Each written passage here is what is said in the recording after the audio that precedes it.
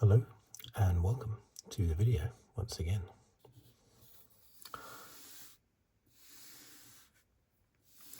Continuing my series looking at every Formula One Grand Prix race in the 2024 Formula One World Championship. What are we up to now? Race 23. I think there were 23 races last year, weren't there? 23, I think. Yeah, I think there were, or maybe there weren't. Can't remember. All right. So this one was Qatar. Now, what I've forgotten to do is do my usual thing of explaining what I will be doing in the video. Right, as usual, I shall do the rundown of the 20 drivers. I shall write them down here. Then I'll do the top 10 in the Drivers' Championship, and then the rundown of the 10 constructors in the championship. Before making a few comments about what I thought of the race, purely from a fan's perspective, just a long time fan's perspective. Okay, so let's dive straight in. Okay, so when it was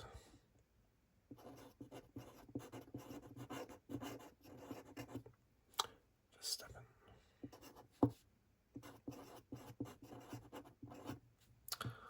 Leclerc, I did that dot. Look at that dot. What's it doing all the way over there? That's very strange, isn't it? What's he doing over there? Okay.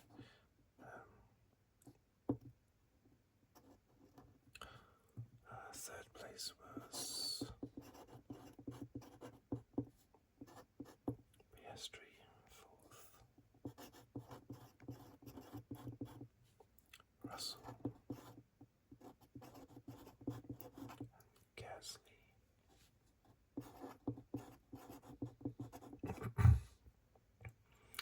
There's Sainz.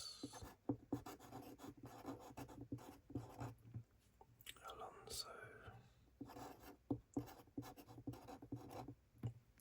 Zhou.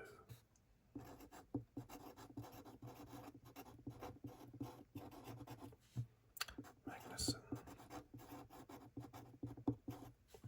Norris.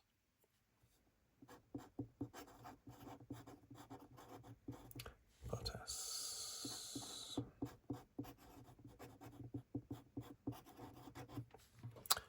Hamilton, that's still in focus, isn't it? I like to think it is. I like to think it's... Is it still in focus? Is it still in focus? Is that naughty thing still in focus? Jumping around a little bit there. I think it is. Okay, 13th. We have Tsunoda.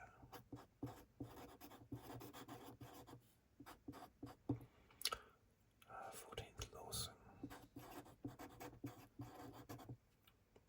15th. And last, Albon. Amazingly still going around. Despite all his issues. Hulkenberg.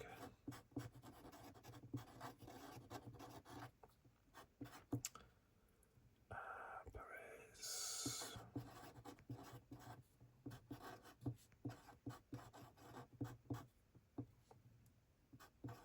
Stroll. Ocon.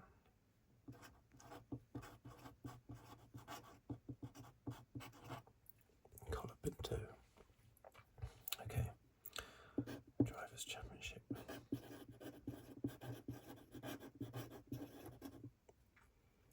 Verstappen 429. Look at that dot there. And that one I did for Stroll. The first one I did compared to Leclerc and even Piastri. My dots are all over the place today. Right, 349.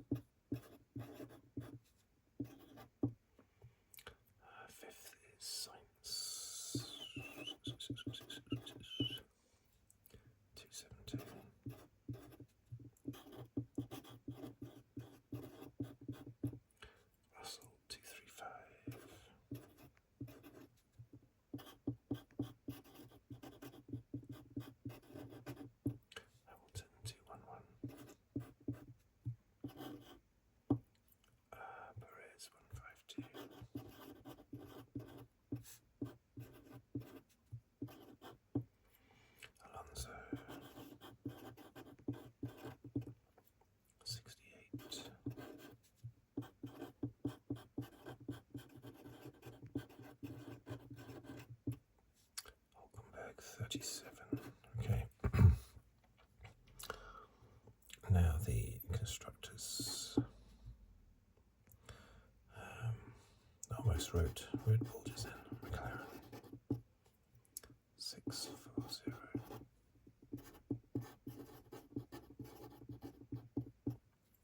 Ferrari 619.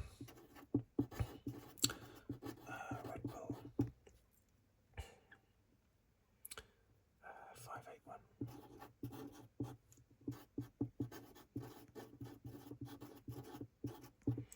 Mercedes 446. Aston Martin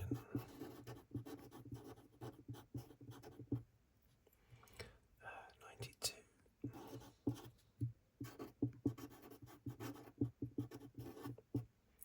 Alpine 59.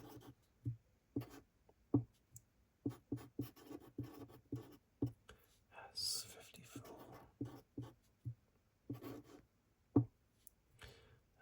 RB 46.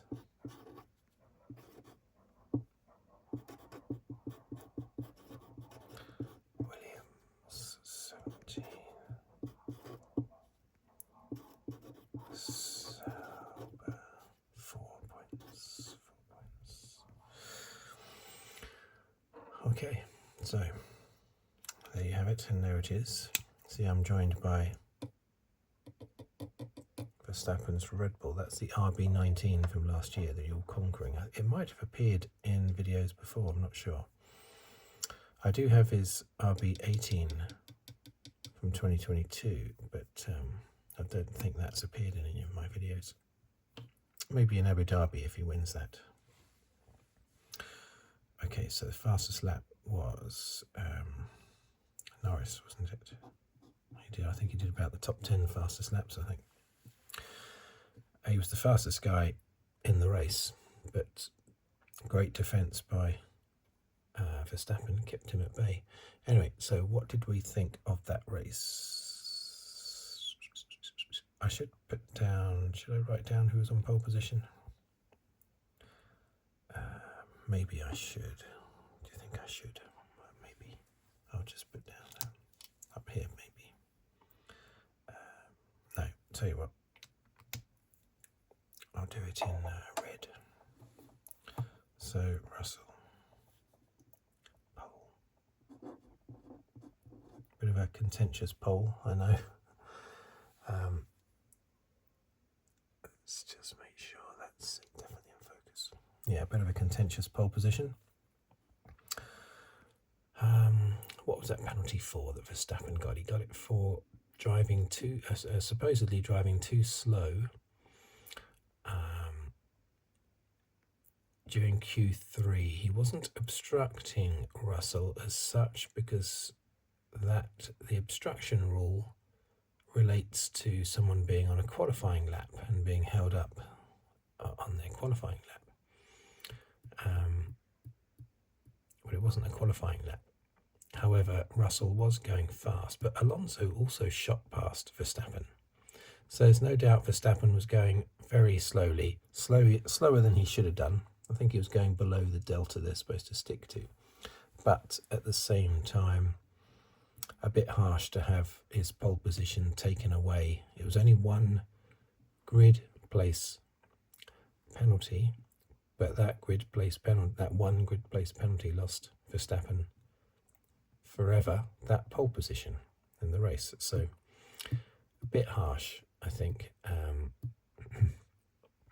It seems that Max is more annoyed with how George was trying, or supposedly trying to get the penalty implemented for Max. Max seems to be more annoyed with that than the actual penalty itself.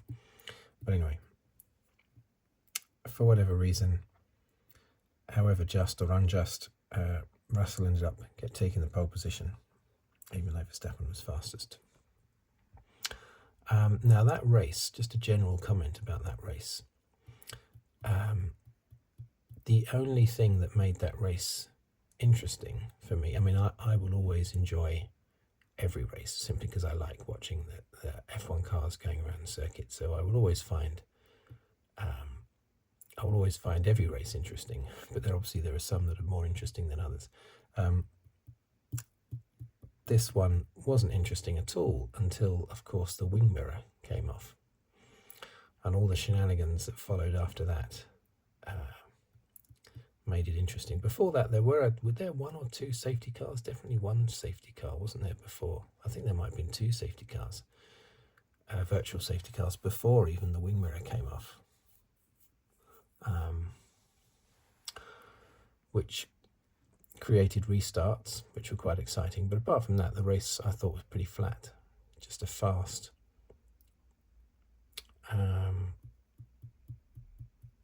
parade, basically. We had some big smash-ups at the beginning, didn't we? But I'll mention those when I get to the actual drivers concerned. But yeah, Verstappen, very good. Yet another very good performance.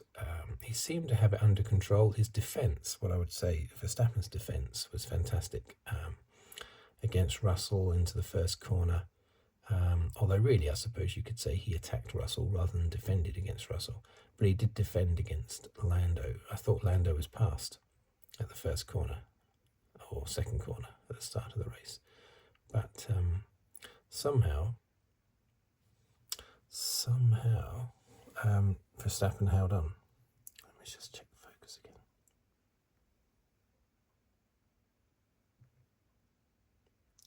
Come on, be focused. Yeah, somehow Max held on to the lead. Now, had the shenanigans not happened later in the race with the wing mirror, would Lando have ever got past Verstappen? I don't think so. I think it would have been tight, but I think there might even been yet another instant with them coming together. That's a possibility. But we'll never know, unfortunately. The Ferraris were strong, considering they weren't expecting to be strong. They were very strong. Leclerc was very strong.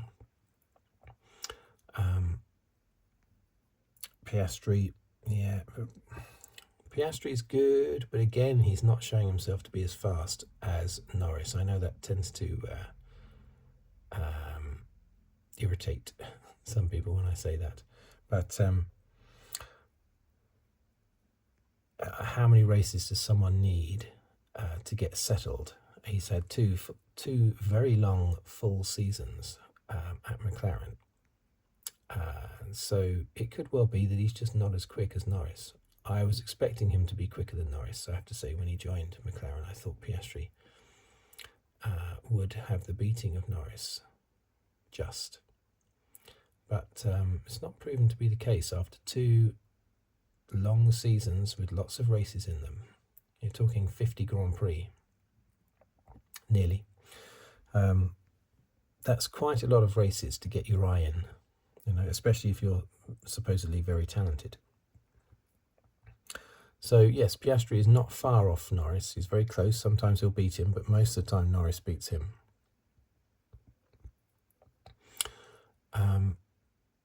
Yeah, so we had some big smash-ups at the start, didn't we? Hulkenberg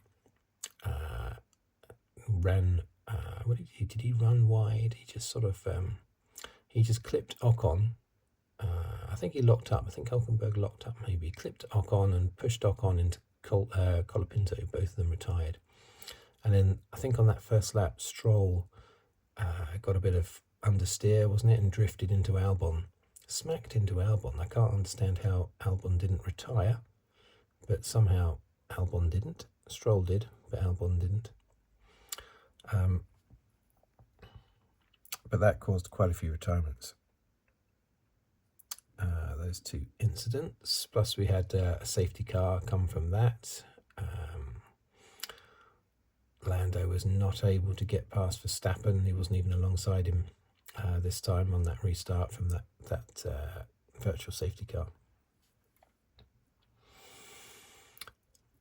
But for me, this race, if I could compliment Verstappen for one thing, it would be his defence. His defence on the restarts, the numerous restarts, where he managed to hold off Norris, who seemed to be the quicker package.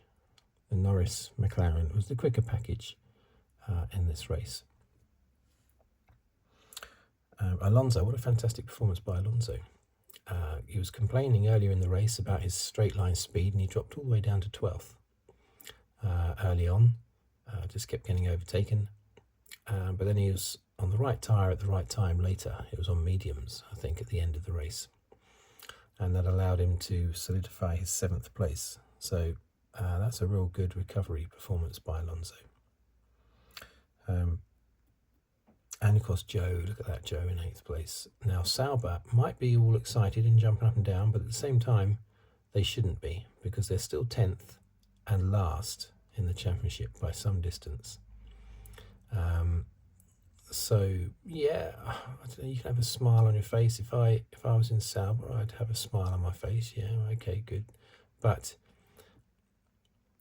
the team members can't show themselves to the team owners to be overly happy, because the team owners will just say, look at the rest of the year, look where you are in the championship, last place. Don't get too cocky and excited about 1/8 place when they were in a race where there were a number of retirements, and Hamilton was nowhere to be seen. Perez retired, you know.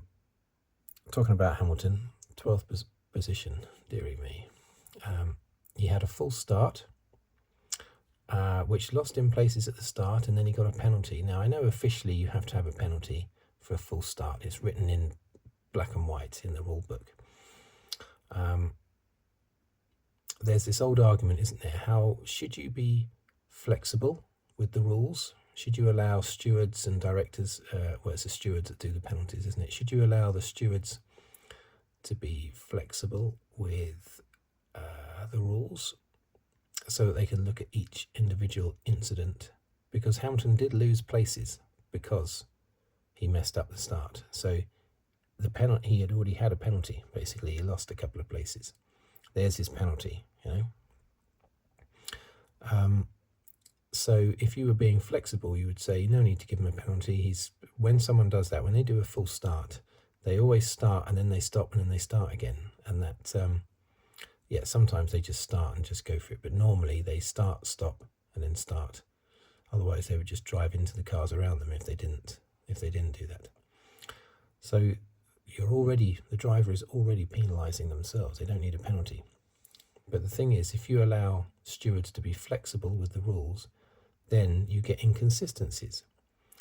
The teams and the drivers don't want inconsistencies with penalties, but at the same time, they want these stewards to be flexible and understanding about particular situations. You can't have it both ways, unfortunately. You can't have it both ways. So I think the only way to do it is to stick rigidly to what it says in the rule book, regardless of circumstances, because at least then they're being consistent. So yeah, unfortunately, even though he had penalised himself, it meant he had a penalty, a 5-second penalty. And I think did he serve that in his first pit stop? I'm not sure, but that penalty got overshadowed by Hamilton speeding in the pit lane. I think that was behind the safety car when they were clearing up the debris from the wing mirror. Hamilton was coming in behind the safety car like everybody else, and you see him on Norris's dash cam. You see Hamilton speed up and then slow down suddenly because he realises he's gone too fast, and he got a drive-through penalty. Now that seems quite severe, a drive-through penalty, but that was, I found out after the race, because he was between 6 and 15 kilometres an hour over the speed limit, pit lane speed limit. If you're under 6 kilometres an hour over the limit, you just get, I don't know, 5-second penalty or something. I'm not sure. It was to do with the speed, how fast he was.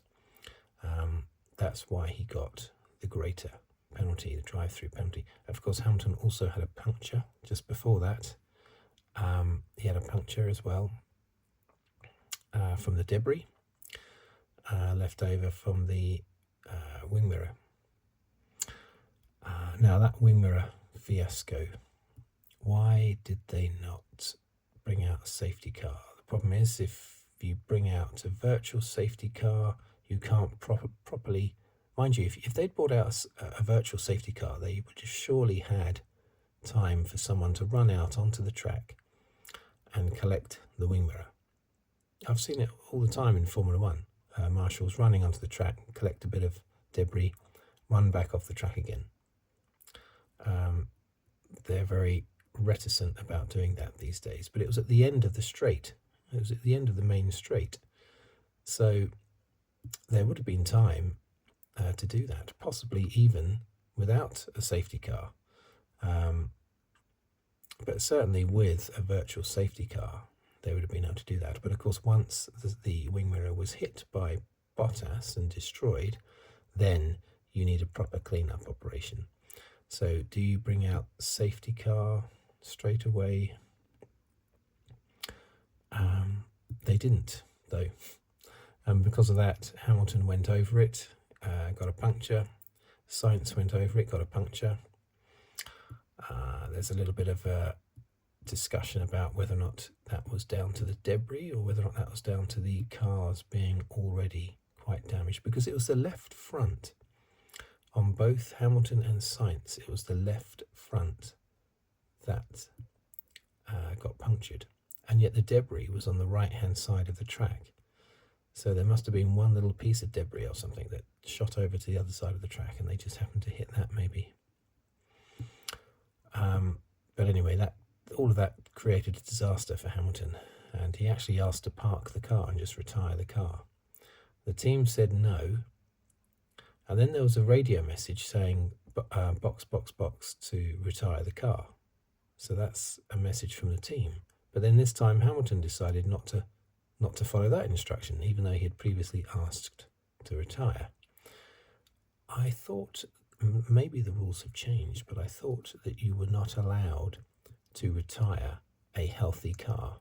I thought there had to be a reason why you were retiring, not just because you're fed up. Because I remember teams used to make up, problems and say, "Oh, your rear wing looks damaged. We better retire the car," or something like that. Perhaps because it was so difficult for the FIA to police. A team could say, "Oh, we've noticed a problem with your engine. We don't want it to explode. Retire the car. Retire the car." When there's actually nothing wrong at all. So maybe it's difficult to police, and that's why you are now allowed to retire a car. Without a valid reason. Because that seemed to be what was on the cards, doing that. So yeah, Hamilton had a disaster. Russell had a bad pit stop, a long pit stop, and also onto the hard tyres, which didn't do him any favours. He couldn't get past Alonso. He lost more places than he should have done, basically. And it's amazing that he recovered to 4th place in the end, because he had a bit of a disaster in the pits. Plus those hard tyres that he went onto were not. Did he go onto hard tyres? Yeah, because he started on mediums, so he went onto hard tyres. They all started on mediums, actually, didn't they? Apart from one driver. Who was that one driver? Who was that one driver who did not? Who started on hards? I can't remember. But there was one driver that started on hards. There always is. There's always one or two that go against the grain like that. Maybe I should mention that this, of course, there was a sprint race weekend. I tend to ignore the sprints. There was nothing particularly exciting about the sprint race. I watched it, as I always do, but one notable thing, though, was that all throughout the sprint race, Russell was trying to get past Piastri. And for a lot of the time in the Grand Prix, Piastri was trying to get past Russell. So that was a reverse battle between those two. That wing mirror. Now, we were denied a potentially exciting finish to the race between Verstappen and Norris, because Norris always gets quicker towards the end of a session. So I've no doubt he would have been all over Verstappen at the end of the race, As I said earlier, I think Verstappen would have probably been able to hold him off just about, or they would have had an accident, but it would have been exciting anyway. Exciting to watch. But we were denied that because they had the whole yellow flag doodah, the double waved yellows that Norris didn't see. Verstappen did see, Norris didn't see. Verstappen slowed down a bit, Norris didn't slow down a bit, so penalty. Can't do anything about that. But it does seem like a very harsh penalty, but unfortunately that's what it says in the rule books. If you don't slow down for a double yellow, you get a 10-second stop-go penalty, which is massive. That's like half a minute in time, and the field was already bunched up because of the virtual safety car, because of the debris. So he went from second to last. That's a punishing penalty, but that's what it says in the rules. And Lando took it on the chin as well. He accepted it after the race.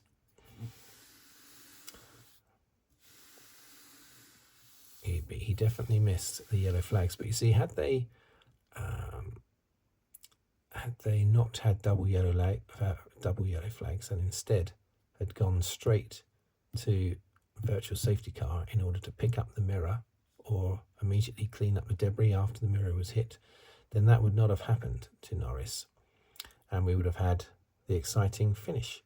But now, because of that wing mirror and the lack of a suitable response from the FIA, McLaren could well lose the Constructors' Championship to Ferrari. They probably won't, but they might do. And some would say it's down to that. But you could twist it in all different ways. You could simply say that it was Norris's fault because he didn't notice the double waved yellows, which he should have, of course. That'll be soul destroying for Norris. If McLaren lose the championship, he'll blame himself horribly for the rest of his life. He'll blame himself for that. Stewards extremely busy in this race. So many different things going on.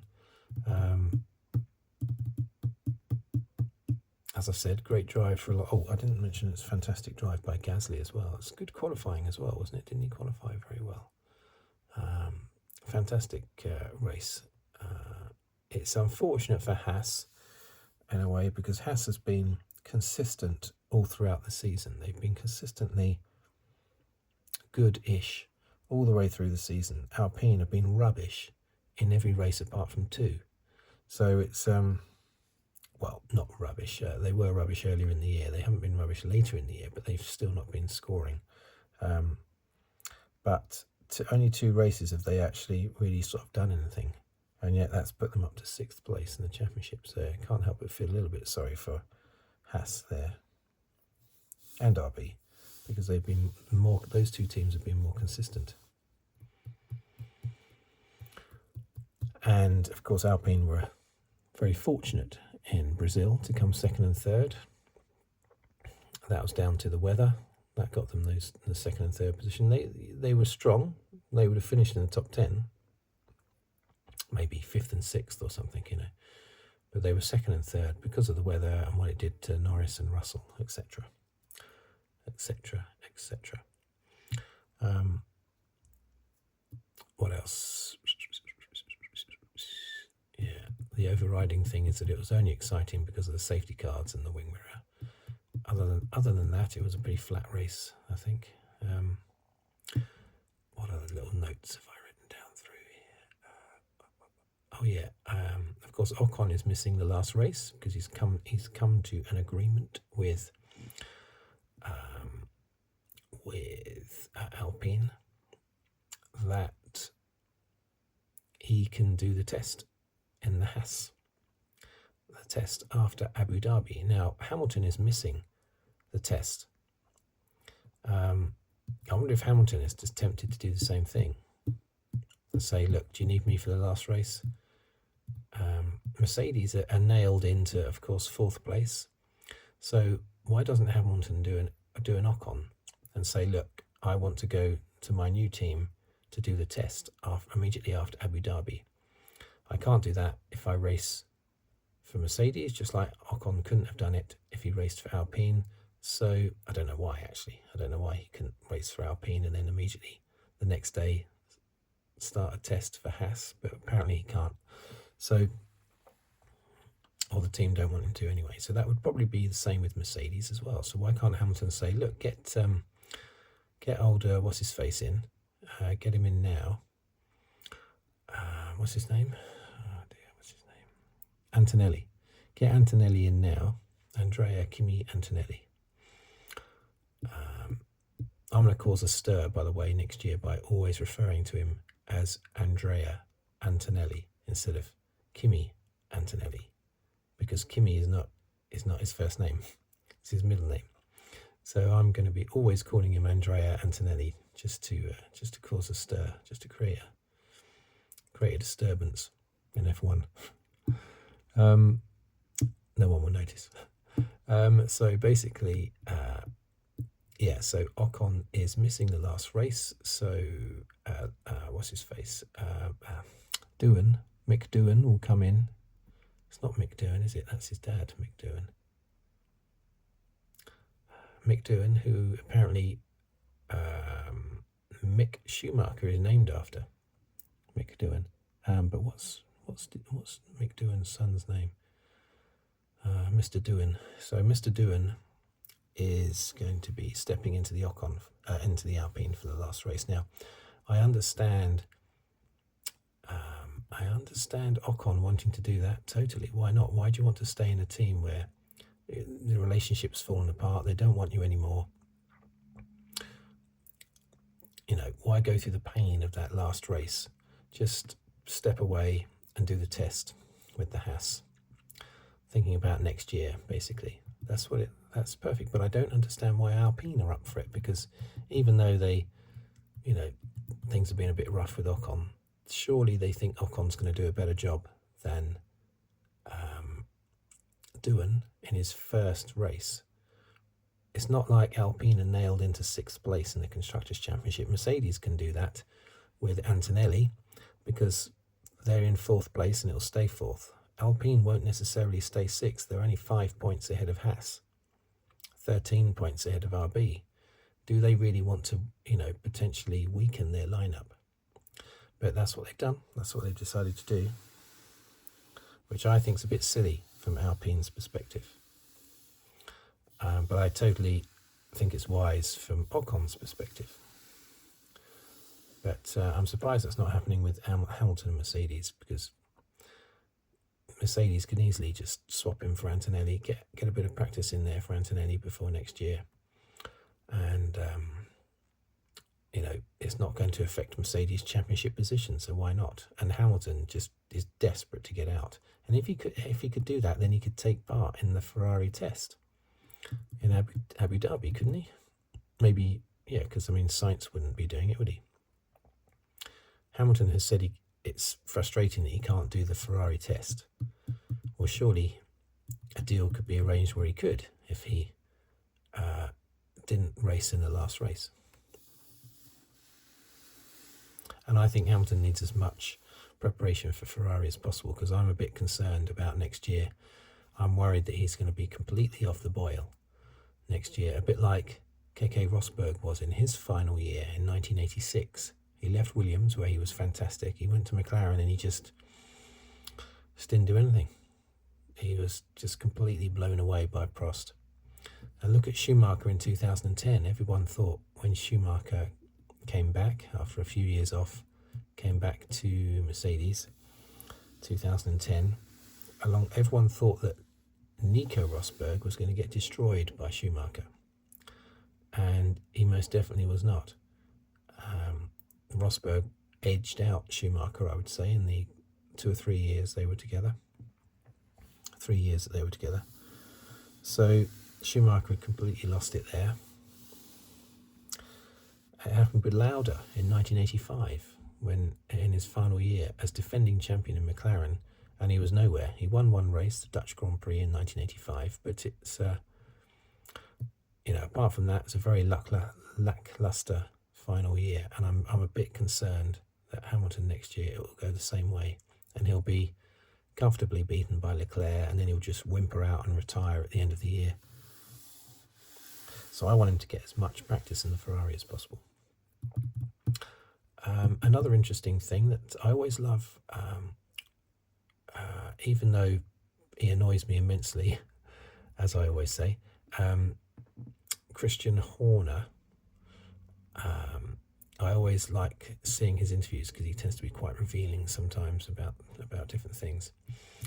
And he came out with a comment talking about Perez when asked, what are you going to do next year? Have you got plans to sort of, dump him in the river or something?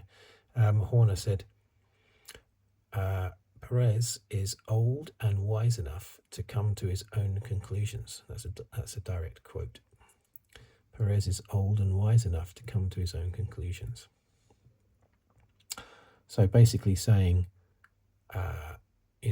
we think that Perez should step down, but we respect Perez and we would like him to notice that and make that decision himself. Jump before he's pushed, basically.